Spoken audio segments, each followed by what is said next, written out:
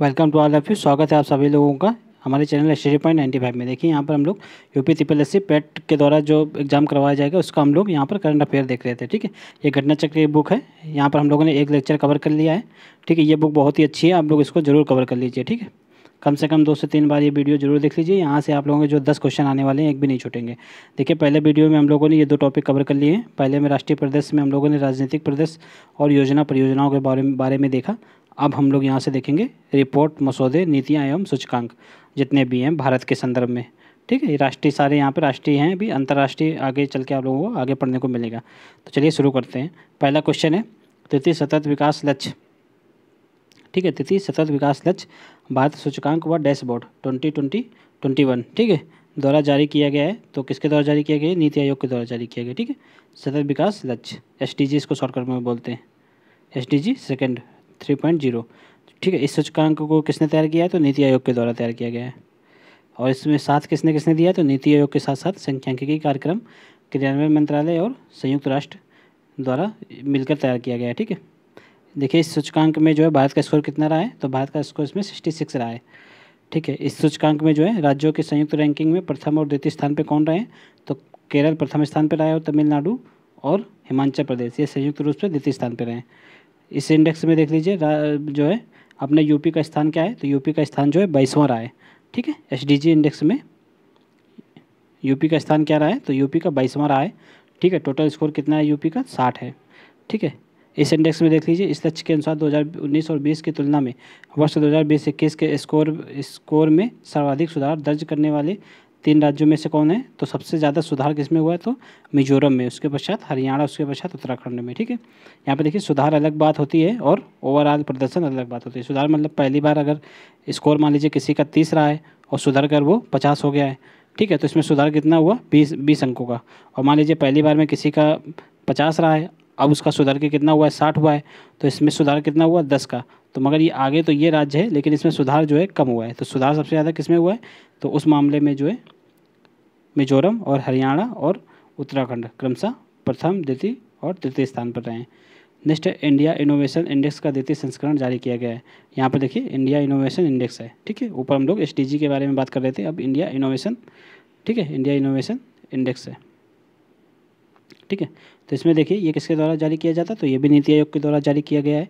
ठीक है, इसमें 2020 में बड़े राज्यों में प्रथम कौन आया? तो इनोवेशन में कर्नाटक जो है प्रथम स्थान पर आया है। ठीक है, और इस इनोवेशन इंडेक्स में जो उत्तर प्रदेश का कौन सा स्थान है? तो 9वां है। ठीक है, और SDG में ऊपर हम लोगों ने देखा कौन सा स्थान है? तो 22वां है। ठीक है, इनोवेशन में कौन सा? यूपी का 9वां स्थान है।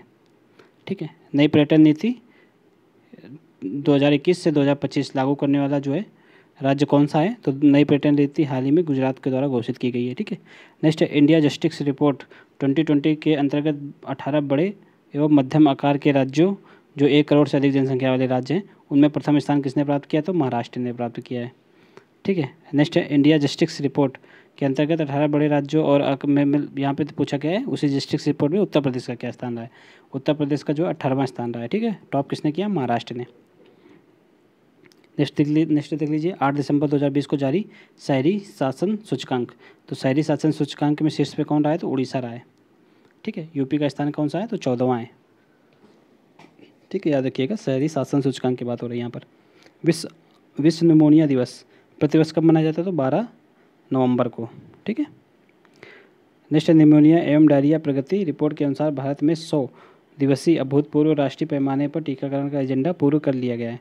तो कौन सा टीका यहाँ पे लगाया गया है? तो रोटा वायरस वैक्सीन के टीकाकरण में। ठीक है, तो रोटा वायरस लगाया जाता है किसमें? रोटा वायरस वैक्सीन किसमें? निमोनिया एवं डायरिया से लड़ने के लिए। ठीक है, नेक्स्ट है रिपोर्ट के अनुसार भारत सरकार ने बच्चों की डायरिया से होने वाली मौतों की समाप्ति का लक्ष्य रखा है। तो 2022 ये लक्ष्य रखा गया, 2022 के पश्चात डायरिया से एक भी बच्चे की मृत्यु नहीं होगी, ऐसा भारत सरकार की लक्ष्य है।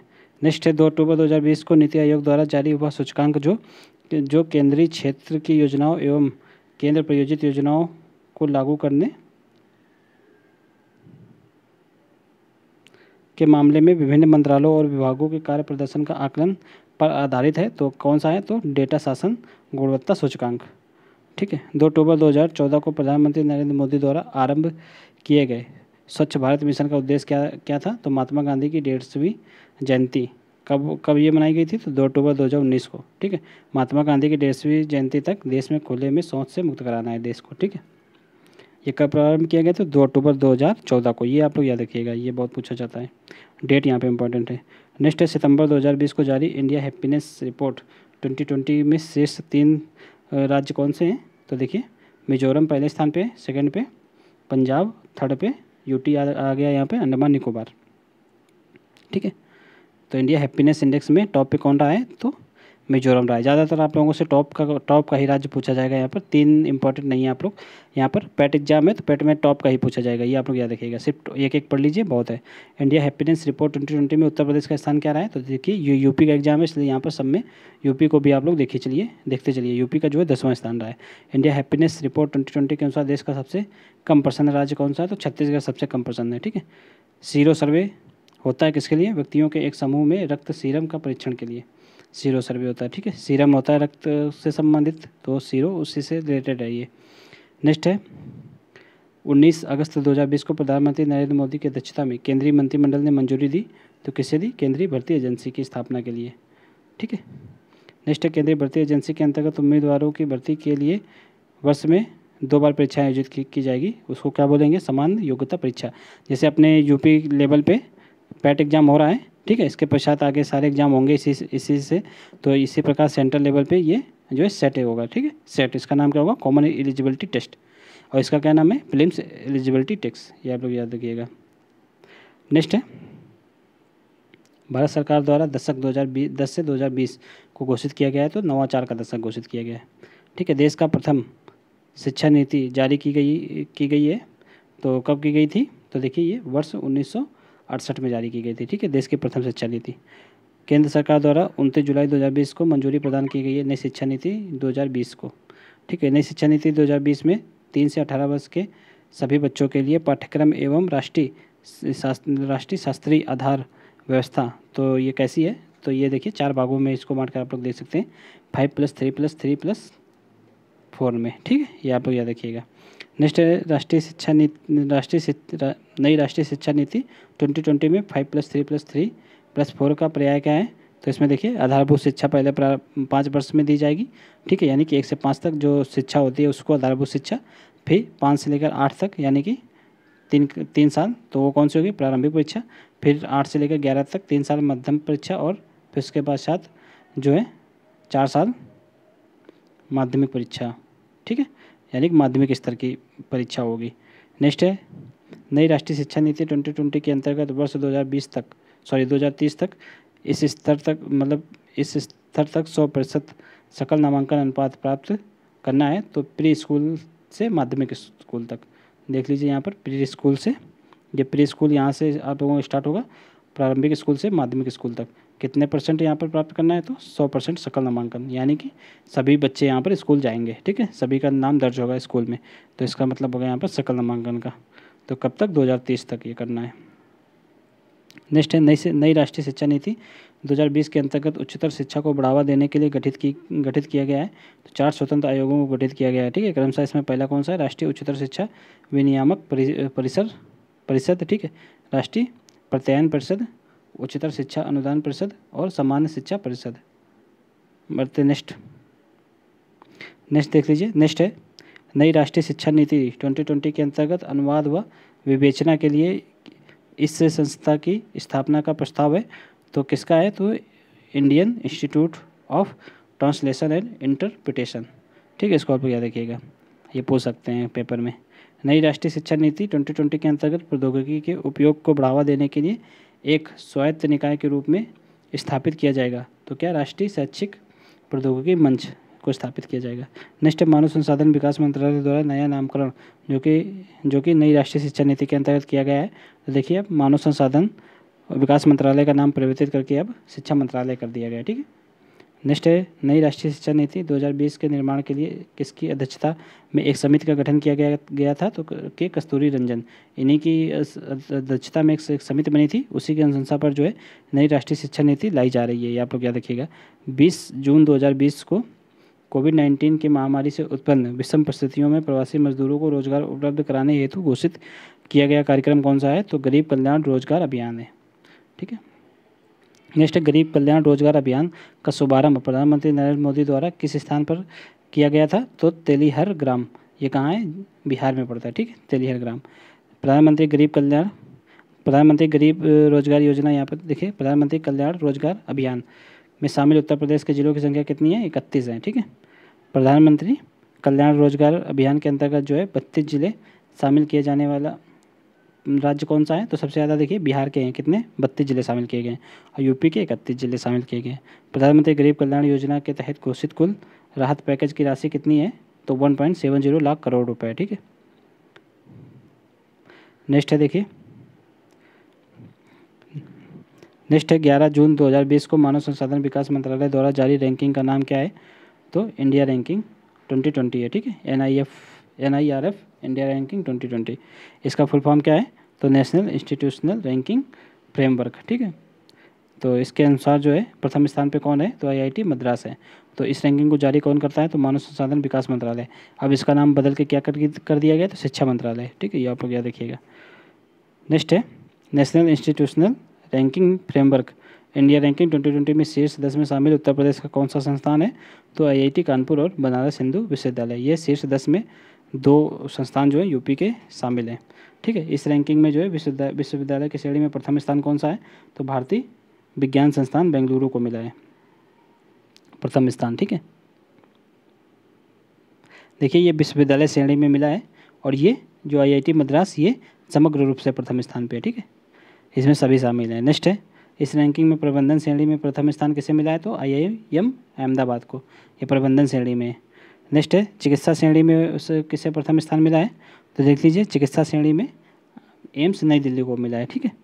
विधि क्षेत्र में किसे मिला है प्रथम स्थान? तो विधि क्षेत्र में जो है national law school of India university Bengaluru को मिला है, ठीक है, national law school of India university Bengaluru. राज्य नेक्स्ट है राज्य खाद्य सुरक्षा सूचकांक 2019-2020 जारी किया गया है कब? तो 7 जून 2020 को, ठीक है। राज्य मतलब विश्व खाद्य सुरक्षा दिवस कब मनाया जाता है प्रतिवर्ष? तो 7 जून को मनाया जाता है। इंपॉर्टेंट है, मार्क कर लीजिए आप लोग। राज्य खाद्य सुरक्षा सूचकांक के अनुसार के तहत जो है प्रथम स्थान पे कौन रहा है?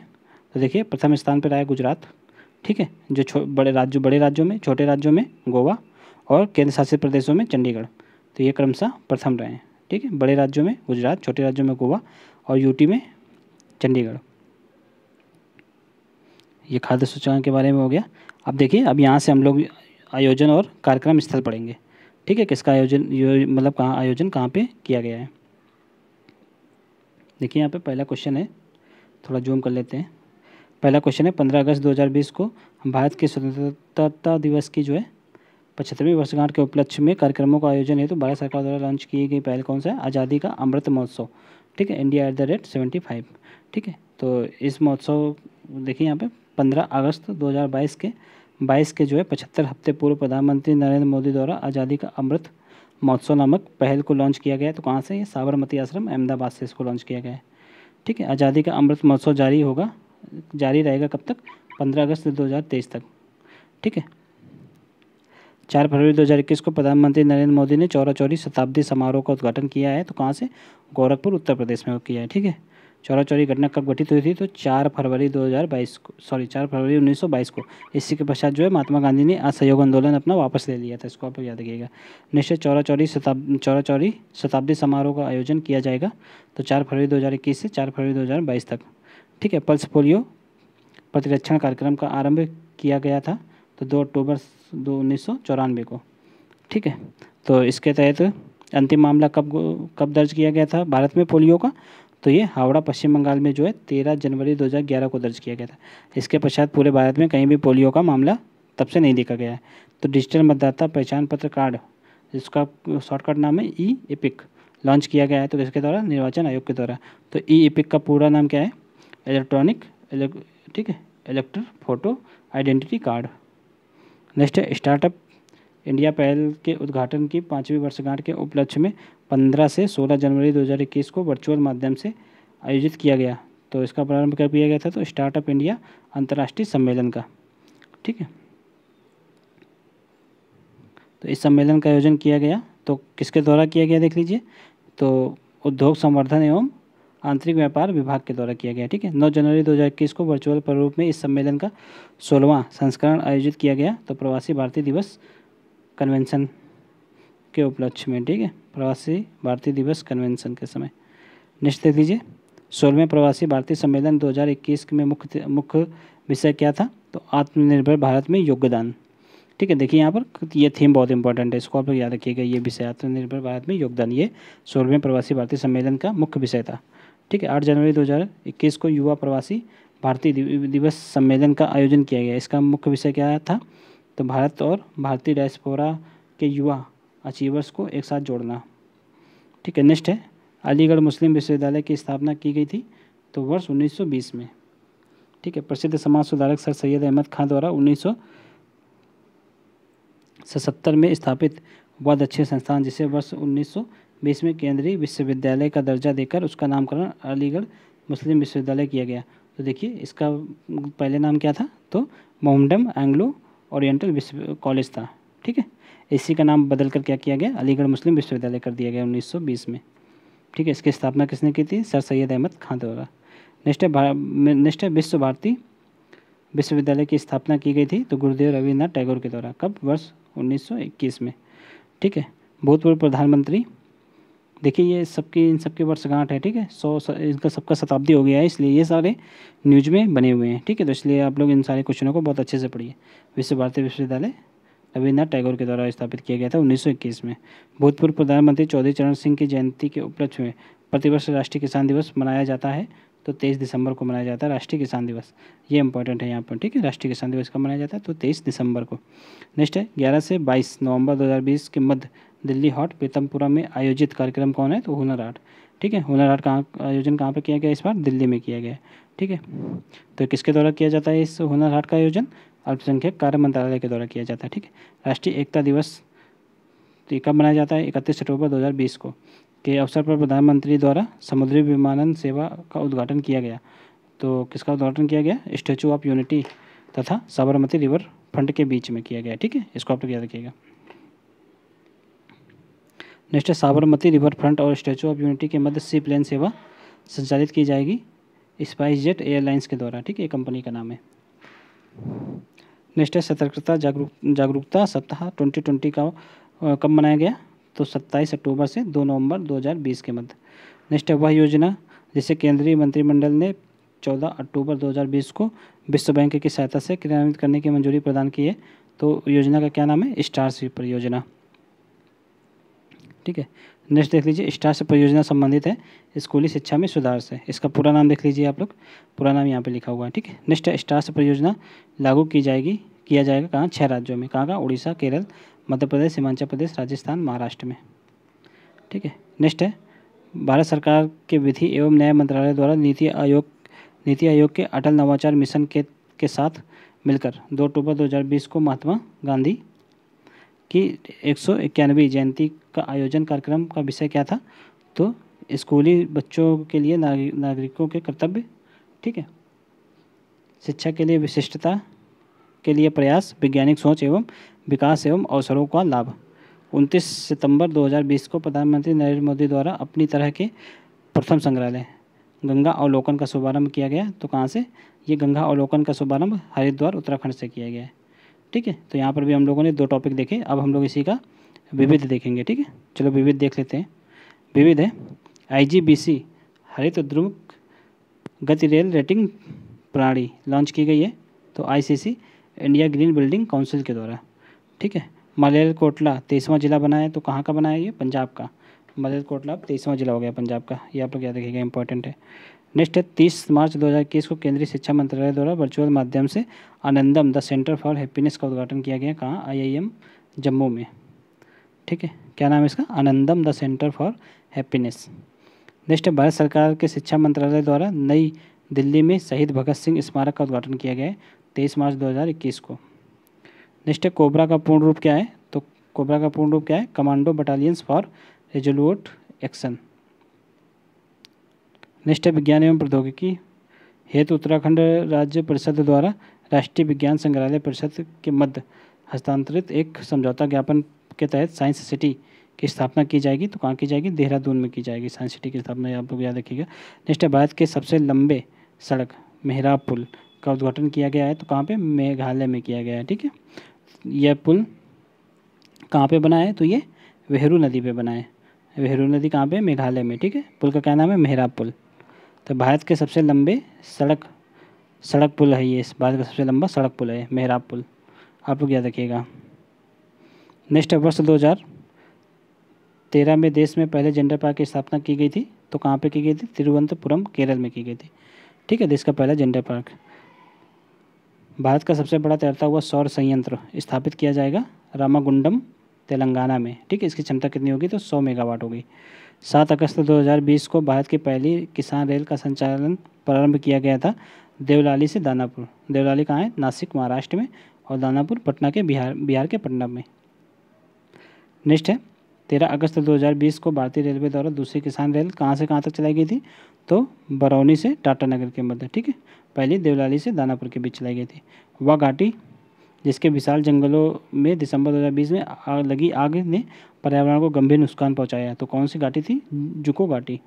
ठीक है, जुको घाटी कहाँ पे स्थित है, तो मणिपुर और नागालैंड की सीमा पर स्थित है, देख लीजिए यहाँ पर लिखा है। नेक्स्ट है वह जूलॉजिकल पार्क जिसे ISO ने गुणवत्ता प्रबंधन में मानक प्रमाण पत्र प्रदान किया है, तो नेहरू जूलॉजिकल पार्क। तो ये कहाँ है, हैदराबाद में है। ठीक है, इसको ISO 9001/2015 गुणवत्ता, ये इसका टैग है, देख लीजिए पूरा ये टैग है, गुणवत्ता प्रबंधन मानक प्रमाण पत्र प्रदान किया गया है, तो किसे, नेहरू जूलॉजिकल पार्क हैदराबाद को। नेक्स्ट है नेहरू जूलॉजिकल पार्क जी जो हैदराबाद में है, तो मानक प्रमाण पत्र प्राप्त करने वाला भारत का कौन सा चिड़ियाघर है, ये पहला चिड़ियाघर है। इसको आप लोग याद रखिएगा, जब जो भी चीज़ पहली होती है तो अपने आप पे इंपॉर्टेंट हो जाती है। ठीक है, तो इसको आप लोग मार्क कर लीजिए। नेक्स्ट देख लीजिए, नेक्स्ट देश के पहले 100% जैविक केंद्र शासित प्रदेश का दर्जा मिला है, तो लक्षद्वीप को। और राज्यों में सबसे पहला राज्य में कौन सा था, तो राज्य था सिक्किम, जो कि सबसे पहला ऑर्गेनिक राज्य था। ठीक है, और केंद्र शासित प्रदेश अब कौन सा हो गया है, तो लक्षद्वीप। नेक्स्ट है वर्ष 2016 में देश का पहला जैविक राज्य देख लीजिए, सिक्किम था। वर्ष 2020 में कीवी के लिए जैविक प्रमाण पत्र प्राप्त करने वाला देश का पहला राज्य कौन है, तो कीवी के लिए अरुणाचल प्रदेश है। ठीक है, ये आप लोग याद रखिएगा। नेक्स्ट है 9 नवंबर 2020 को आवासन एवं शहरी मामलों के मंत्रालय द्वारा वेबिनार के माध्यम से आयोजन किया गया है, तो किसका, 13वीं अर्बन मोबिलिटी इंडिया कॉन्फ्रेंस का। ठीक है, नेक्स्ट है 13वीं अर्बन मोबिलिटी इंडिया कॉन्फ्रेंस का मुख्य विषय क्या था, शहरी गतिशीलता की उभरती प्रवृत्तियाँ। नेक्स्ट है 29 अक्टूबर 2020 को रेल मंत्रालय के अधीन रेलवे सुरक्षा बल ने महिला यात्रियों के लिए सुरक्षा के लिए एक नई पहल शुरू की है। ठीक है, तो महिलाओं की सुरक्षा के लिए रेलवे द्वारा एक पहल शुरू की गई है, उसका नाम क्या है, मेरी सहेली। ठीक है, 5 अक्टूबर 2020 को भारतीय थल सेना प्रमुख MM नरवणे की म्यांमार यात्रा के दौरान भारत ने म्यांमार को कोरोना वायरस से निपटने के लिए प्रदान किया, तो क्या, रेमडेसिविर दवा प्रदान की थी। ठीक है, रेमडेसिविर दवा देखिए बहुत इंपॉर्टेंट ये मेडिसिन हो गई थी अभी जब सेकेंड वेव आई थी कोरोना की। ठीक है, नेक्स्ट है 66वां वन्यजीव सप्ताह 2020 मनाया गया 2 से 8 अक्टूबर 2020 के मध्य। नेक्स्ट है वन्यजीव सप्ताह जो कि 2 से 8 अक्टूबर के बीच मनाया गया, उसकी थीम क्या है, उसकी थीम रोर है, रोर की मीन्स रोर एंड रिवाइव। ठीक है, exploring human and animal relationship, ये इसका पूरी थीम है, आप लोग इसको याद रखिए, एक बार कम से कम एक बार तो पढ़ ही लीजिए। नेक्स्ट है वह केंद्र शासित प्रदेश जहाँ 2 दिसंबर 2020 को जैव विविधता के संरक्षण व विस्तार के लिए जैव विविधता परिषद की स्थापना की गई है, तो जैव विविधता परिषद की स्थापना जम्मू कश्मीर में की गई है। ठीक है, आप लोग याद रखिएगा। नेक्स्ट है हाल ही में राष्ट्रीय हरित अधिकरण NGT ने इस राज्य में आर्द्रभूमियों को संरक्षण प्रदान करने हेतु निर्देश दिया है, तो राजस्थान को दिया है। ठीक है, NGT के। नेक्स्ट है राजस्थान राज्य की 2 ऐसी आर्द्रभूमियाँ जो रामसर अभिसमय के अंतर्गत आती हैं, तो केवलादेव दो राष्ट्रीय उद्यान और सांबर झील। ठीक है, सांबर झील जो है भारत में जो है सबसे बड़ी सबसे ज़्यादा खारे पानी की झील है, ये आप लोग याद रखिएगा। नेक्स्ट है प्रधानमंत्री नरेंद्र मोदी द्वारा अयोध्या में प्रस्तावित राम मंदिर के निर्माण हेतु भूमि पूजन किया गया, तो कब, 5 अगस्त 2020 को किया गया था। नेक्स्ट है श्री राम जन्मभूमि तीर्थ क्षेत्र न्यास के सदस्यों की संख्या निर्धारित की गई थी, कितनी निर्धारित है, तो जो ट्रस्ट है उसमें 15 सदस्य हैं, इसमें एक सदैव दलित समाज का होगा, ये आप याद रखिएगा। नेक्स्ट है श्री राम जन्मभूमि तीर्थ क्षेत्र न्यास के अध्यक्ष चुना गया किसे, तो महंत नृत्य गोपाल दास को। केंद्र सरकार द्वारा राम मंदिर निर्माण समिति का अध्यक्ष बनाया गया है, तो नृपेंद्र मिश्र को। ठीक है, देख लीजिए ये मंदिर निर्माण समिति के अध्यक्ष हैं और ये श्री राम जन्मभूमि तीर्थ क्षेत्र न्यास के अध्यक्ष हैं। ये आप लोग याद रखिएगा, दोनों अध्यक्ष अलग अलग हैं। ठीक है, इसमें नृपेंद्र मिश्र हैं, प्रधानमंत्री के पूर्व प्रधान सचिव ये रहे हैं। ठीक है, नेक्स्ट देख लीजिए। अब यहाँ से हम लोग प्रमुख पदाधिकारियों के बारे में नेक्स्ट वीडियो में देख लेंगे। ठीक है, चलिए मिलते हैं नेक्स्ट वीडियो में। आप लोग चैनल को सब्सक्राइब और वीडियो को लाइक जरूर कर दीजिए। ठीक है, ताकि हम ये पूरी वेब सीरीज़ ये जो पूरा सीरीज़ है ये अच्छे से कवर करवा सकें। मिलते हैं नेक्स्ट वीडियो में, तब तक के लिए जय हिंद।